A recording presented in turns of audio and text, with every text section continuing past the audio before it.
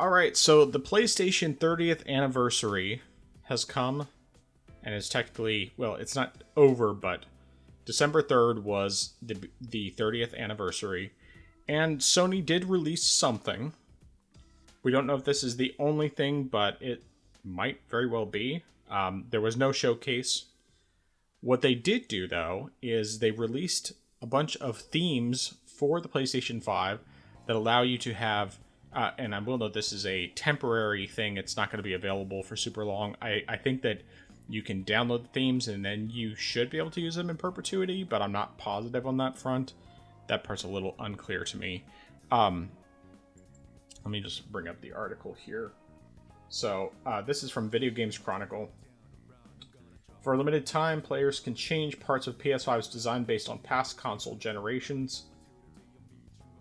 And let's see here. So, you can customize not only the startup to match that of either the PS1, PS2, PS3, or PS4, but you can also do various themes based on the old systems. You can change stuff with the audio, like how it, like sounds it makes for moving around the operating system and all that, and just have themes in general based on those systems. So that's about it in terms of what they did.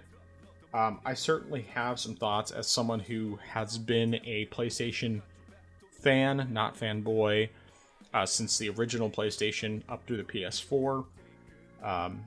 But what are your thoughts? Yeah, so I think it's a little bit disappointing that we didn't get more from the announcement, but I mean, I think this is a pretty cool thing, getting these new custom themes and being able to change some of the design. The biggest problem I have with this, though, is the fact that it's a limited time thing. Even if it's something that you can keep, I think something like this is something that shouldn't be just a one-time thing and then it's gone. I mean, sure, you might say, well, it's just to celebrate the 30th anniversary, but, people would really like this thing. And, say someone bought a PS5 a month or so down the line. They wouldn't be able to get this. They wouldn't be able to, download these types of themes because they're gone, because it was a limited time thing.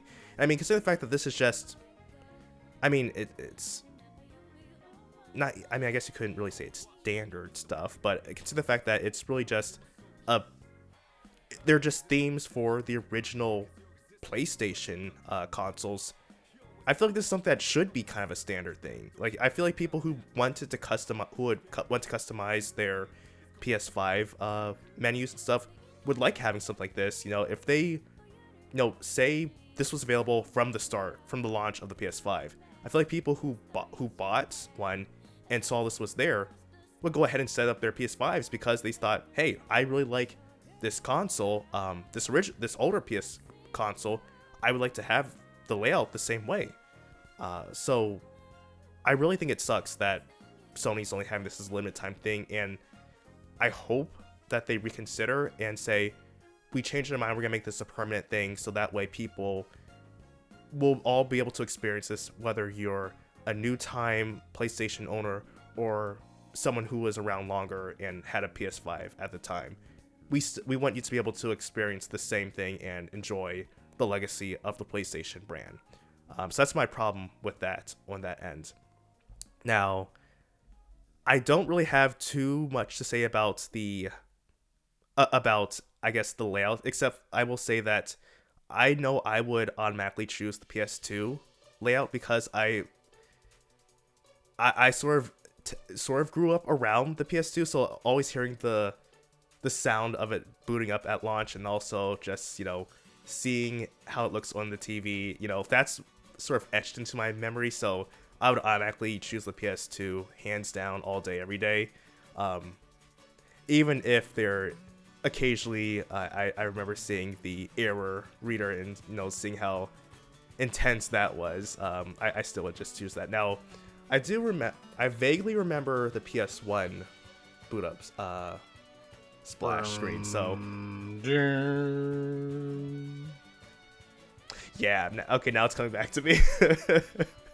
But I mean, I don't really remember what happened with the PS3 and PS4, so I don't know how those layouts and stuff like that went. But I definitely would choose the PS2 because that was good. And honestly, I don't know. I kind of feel like the PS2 and the GameCube did startups the best. And I think also their menus as well as their creativity. And I also think that partially had to do with memory cards back in the day because, you know, you also had kind of like special icons with your PS2 saves and your GameCube saves. Like, those were good. I like those. Those. Even though stuff is, you know, just saved on a storage drive these days, you know, I feel like they should still kind of bring that back. But yeah, that's all I gotta say. That's all I gotta say about that. Well, I can already say that my memory card memories, I mean, apart from, you know, the icons, which I agree those were cool for the different save files, I'm traumatized by memory cards because of, like, at least twice, probably 3 times with Final Fantasy VIII where my data corrupted when I was on disc 3. And I didn't have any extra saves. Oh. I mean, I learned my lesson after that, but it took me a little bit to fully learn it because I didn't expect it would happen multiple times. Yeah. But either way, yeah, like, for me, I would say, like, I would like to have the PS1 startup sound, even though I love the PS3 one as well. PS2, honestly, I barely remember it, mostly because I got the PS2 really late, and really the only games I played on it were Kingdom Hearts and some of the Final Fantasy titles. I mean, like, I touched on a couple other things, but it was basically just like Final Fantasy X and 12 and Dirge of Cerberus. I think that was about it other than Kingdom Hearts 2. Yeah. I mean, like, looking at my PS2 library, I briefly tried, like, Dark Cloud, but I couldn't get into it. And I tried the Lord of the Rings games, and I couldn't get into those either. But otherwise, PS2, I have fewer memories with that, where I have a lot of memories with PS1 and PS3, definitely. So, I mean, I still use my PS3 almost daily, but it's basically just my Blu-ray player, Blu-ray DVD player, more than anything else. So, but yeah, like, I would love to have the boot up sound for the original PS1, and then have the cross media bar from PS3, because that is, I still think it's probably my favorite UI that they've done. I still think it's great. I really, really like it. I mean, the one for PS5, like, obviously I don't have a PS5, but I've seen it and it looks nice. Like, it looks really sleek and everything. I like the design. PS4, I liked it, but it was just very slow. And, I don't know. I think it's probably, I have the most memories of PS1 and PS3 because those are the ones I played the most, other than, I mean, PS4 I certainly have the memories because I played that a lot as well, but that one's something that I don't think about nearly as much. Anyway, what was I gonna say? Yeah, I like the idea of these themes and startup sounds and everything like that. I'm hoping that it is, in fact, something that, at least when you have it, it will remain permanent. But the big problem that I see happening with this, and it's guaranteed it's going to happen, is that if this is a limited time thing, you are going to have scalpers selling PS5s with those themes on them after it goes away. That's right. And people will buy it. So that's definitely a downside. It basically just kind of feels like what Nintendo did with the Mario 3D All-Stars collection, where they had it for a very limited time. Now, granted, that one was around quite a while after it went out of print. People still had an opportunity to get it for quite a while. And while I totally understand people's, issues with it, obviously the fact that both Mario 64 and Mario Sunshine were only 30 frames per second when they really should have been 60. I still was really glad I got that collection because that was the first time that I really played those games. 64 I played a little bit, but I'd never gotten very far into it. And Sunshine I had played like maybe, I don't know, a couple of hours when I first got my GameCube, which was late as well, and that was about it. And then, but when I got this collection, I played through all 3 games and 100%ed all 3, and I had never played Galaxy before that at all, so it was a perfect port for the Switch. Galaxy at least was 60 frames per second, and it controlled great with the gyro.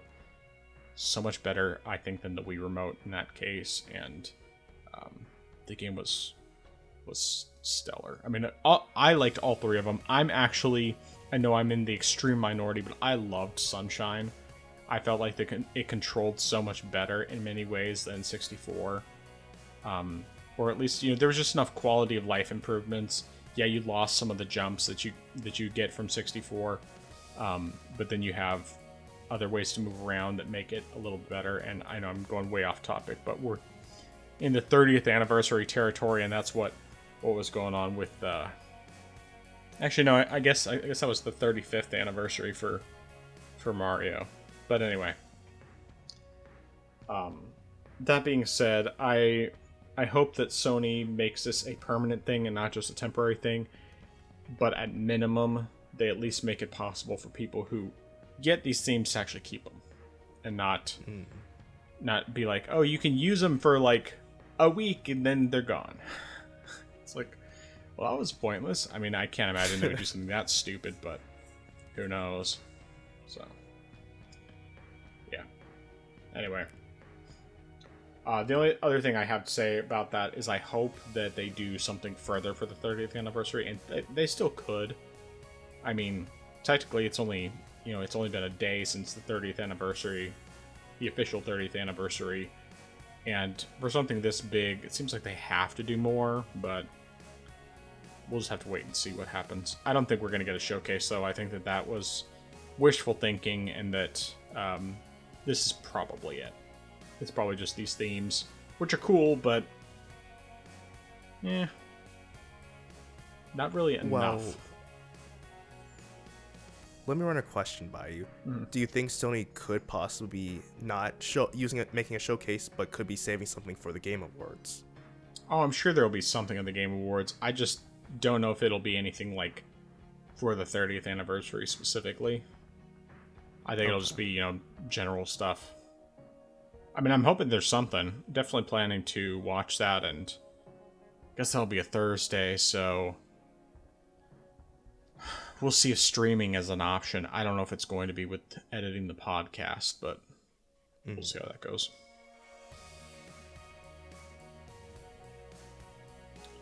All right. Any more thoughts on that topic? No, sir.